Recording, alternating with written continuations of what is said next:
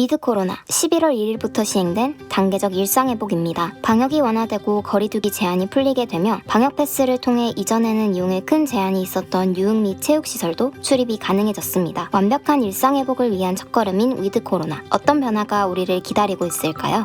2020년 후반 빠른 백신 개발로 국민 접종에 도입한 여러 선진국들은 코로나19의 완전 종식에 대한 기대감이 높았습니다. 하지만 기존 바이러스보다 전파력이 훨씬 강한 변이 바이러스의 출현, 백신 접종을 뚫고 감염이 진행되는 돌파 감염까지 여러 변수들의 등장으로 완전 종식은 사실상 어렵다는 것을 깨닫게 해주었죠. 이러한 상황들로 오히려 코로나19를 가벼운 바이러스성 질병과 같이 함께 공존해야 한다는 목소리로 이어졌고, 실제로 영국과 이스라엘 등 높은 백신 접종률을 기록한 국가들에서는 기존의 엄격한 방역 조치가 지속 가능하지 않다는 판단하에 방역 지침을 완화했습니다. 대한민국의 위드 코로나는 중증화율에 포커스되어 있습니다. 비슷한 체제를 도입한 캐나다와 프랑스, 이탈리아를 통해 예측한 우리나라의 대략 1일 감염자는 5천에서 6천 명입니다. 미접종자 1천만 명을 주 감염 대상자로 여기에 돌파 감염의 사례까지 합쳐져 4차 대유행 시기에 2배에 가까운 확진자가 쏟아질 것으로 예상되고 있습니다. 이러한 감염자 폭발에도 단계적 일상회복을 조치하는 이유는 중증 환자가 거의 발생하지 않기 때문인데요. 실제로 국내에서 백신 접종이 본격적으로 진행되기 시작한 올해 중순, 중증화율은 2.2% 수준으로 급격히 감소했으며,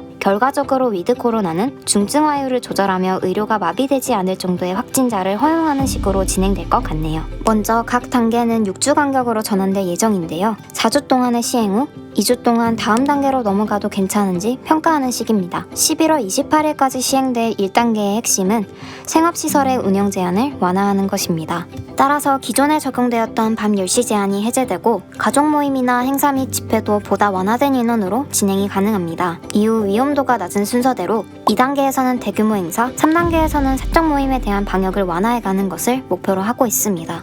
위드 코로나의 뜨거운 감자인 백신 패스도 도입되었습니다. 유흥시설과 노래방, 헬스장 등 코로나 감염 위험이 높은 일부 시설에 한해 백신 접종 완료자는 증명서를, 미접종자는 PCR 검사의 음성 확인서를 제출해야 입장이 가능합니다. 접종 완료자의 일상회복을 지원하고 미접종자의 불이익은 최소화하기 위한 방안으로 도입되었다고는 하지만 백신을 맞지 않은 사람들에 대한 차별을 유발한다는 비판도 끊이지 않고 있습니다. 위드 코로나 1단계가 시행된 지 2주째, 그동안의 제한이 풀리면서 부작용도 함께 늘어나고 있는데요. 확진자는 물론 음주운전으로 단속되는 인원도 늘어나고 있다고 합니다. 위드 코로나는 일상으로 돌아가기 위한 과정일 뿐 코로나의 종식이 아닙니다. 단계를 밟아가며 천천히 일상에 가까워지기를 바라봅니다.